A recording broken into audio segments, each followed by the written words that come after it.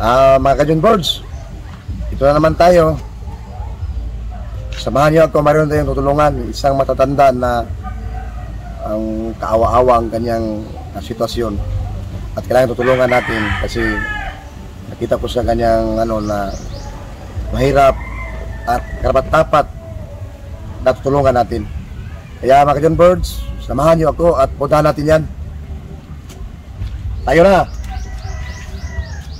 Kajun Birds, nandito na ho tayo. Itong bahay ni nanay na ating tutulungan.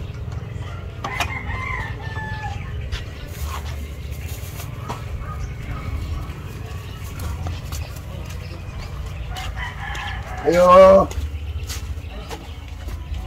Nay! Mayong hapon! Natulog ka?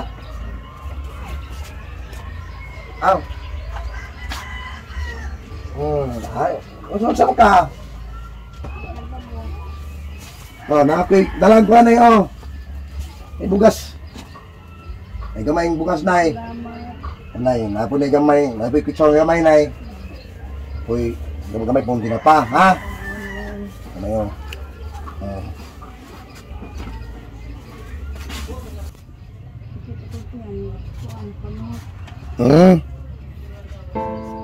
O siya, ito yung pangalan, Nay. Ngalan ni mo? Ngalan? Pangalan? Oh.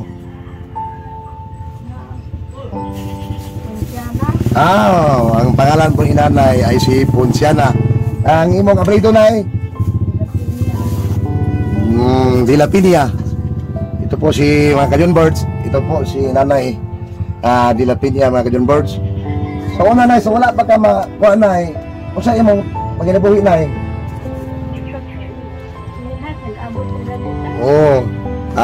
Sa nanay, sa hindi pa ganyan ang kanyang sitwasyon.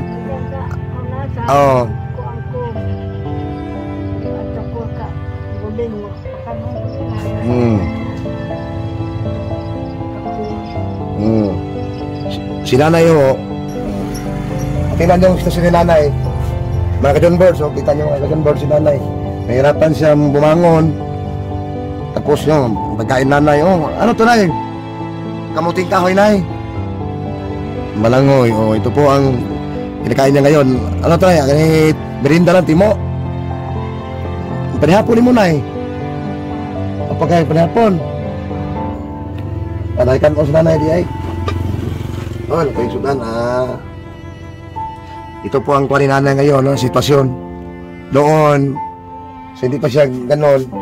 Ang mga Kajun Birds, ang kanyang trabaho, manginhas, kumuha ng kinason, tapos ibinta niya sa kahit nasa ang barangay siya magpunta. Ito siguro sakit niya, tawag pasma. Kaya si dugay na ka na kuanay na biyuda. Dugay na ka na biyuda. Matagal na siyang wala nang ulila sa kanyang asawa kasi na paray ng asawa niya nagkakasakit. Sa tuig ka tunay? Tuig. Mga pila ka tuig na, Nay? Ayan na, 15 ka tuig, Nay? 20 ka tuig? Yung asawa niya namatay mga 20 years ago. Si nanay lang ang nanganganap buhay. At ang tangin lang sa ngayon, tapos na, yung kanyang kapatid niya namatay din, bago lang namatay. Kanatong kinabuhi ba? May katapusan di ay kinabuhi na to, may katapusan di ay. Sabi ng nanay, ang buhay natin, mga Kajun Birds, mga viewers, mayroon tayong hangganan. Hindi sa lahat na panahon na tayo masigla or hindi tayo magkakasakit, pero minsan tawagin tayo sa problema. Katulad, nagkakasakit si nanay ngayon. Siya ay nagsumikap kung bumangon upang magkakain.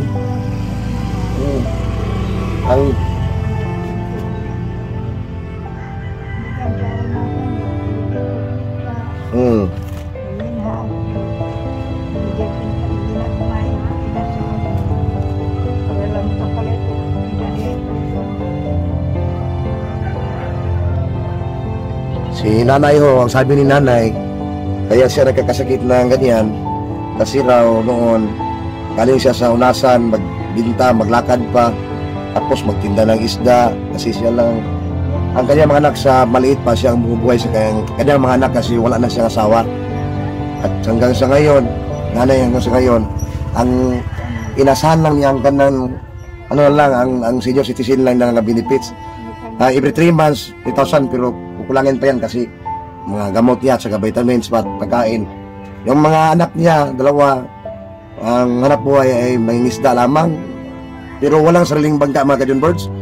Ang kanyang dalawang anak sumakay lang sa ibang bangka tapos minsan lang uwi kasi pumapalaot at kung marami ang huli malaking kita pero kung konti ang huli konti rin ang kita, tama-tama lang, kukulangin pa. Kaya mga Kajun Birds, sa sitwasyon ni nanay talagang awang-awa at saka naman nay wala tayo wheelchair kuya wheelchair kukuhan kang wheelchair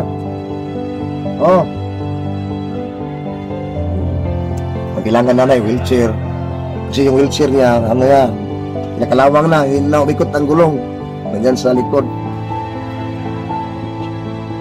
Kaya mga Kajun Birds, si nanay ho sa kanyang sitwasyon ngayon at sa kanyang kalagayan hindi biro.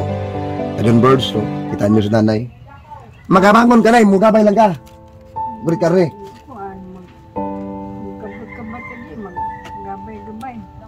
si nanay raw makabangon siya, makatindig katayo pag may hawakan na ano ito sa dingding siya hawak kanong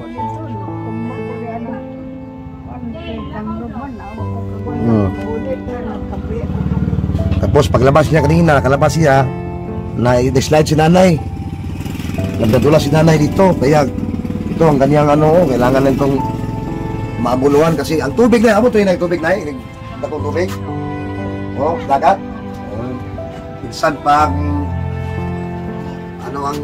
ano ang kanyang ang dagat ay ano ang tubig dito papasok dito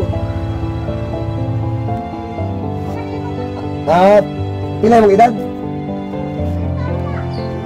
73 si nanay may 73 ang kanyang edad at mga silang sa 1950 hindi 1950 mag 75 ka na nay mag 75 ka na mga Kajun Birds 1950 siya silang mag 75 ba si nanay tapos may iba-ibang ano Kajun Birds si nanay kasi noon si nanay sipag at malakas pa kanyang katawan tapos ngayon darating ang panahon ganyan na si nanay. Kaya mga Kajun Birds may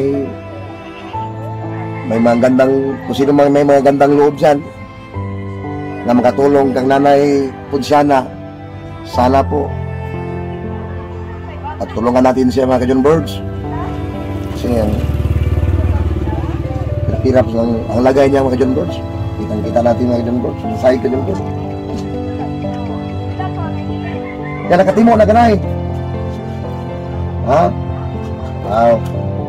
no itong bigas na tagarin mo na mas puso namin itong tulong sa iyo na kahit na maliit na pero pag-raos ka na rin yan na sa ilang araw at mga Kajun Birds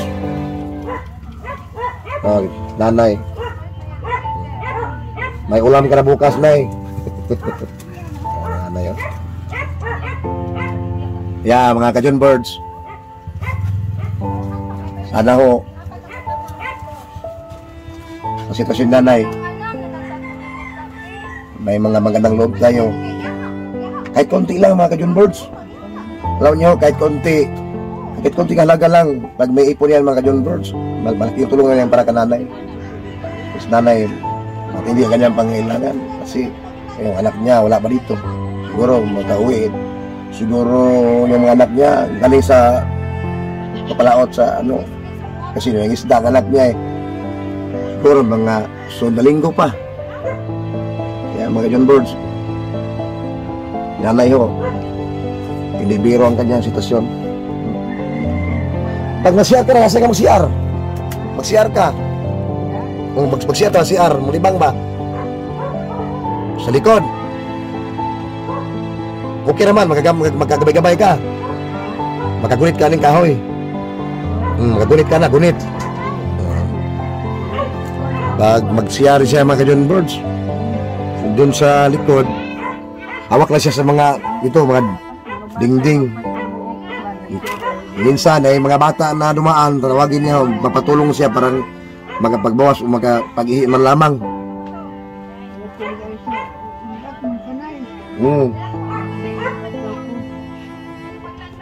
No, minsan daw, mga bata magreklamo. Bigat mo na eh. Bro, kahit na ganyan mga ka-John Birds, si nanay, hindi siya nawala ng pag-asa.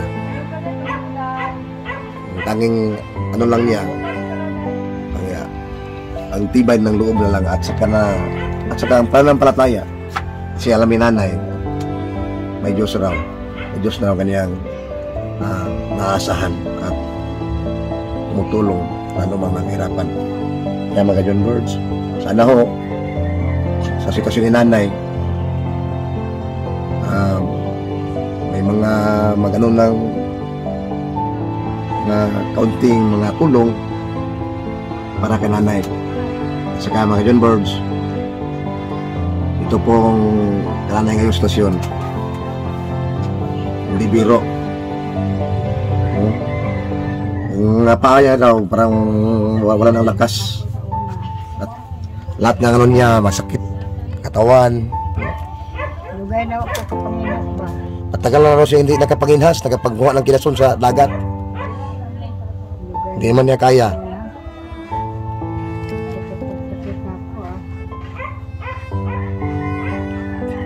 Ikaw na isa rin eh, tigda, huwag kay kauban. Sa hirapon. Kaya mga John Birds, sana ho, wala kayong sawa na sumaybaybay sa akin at tumutulong sa katulad nanay na ganito. At sana ho, palagi niyo kong samahan mga John Birds. Walang pagod, walang pag-aalinlangan. Kayong lahat, mga John Birds, ay nagpalakas at kayong bida sa aking puso.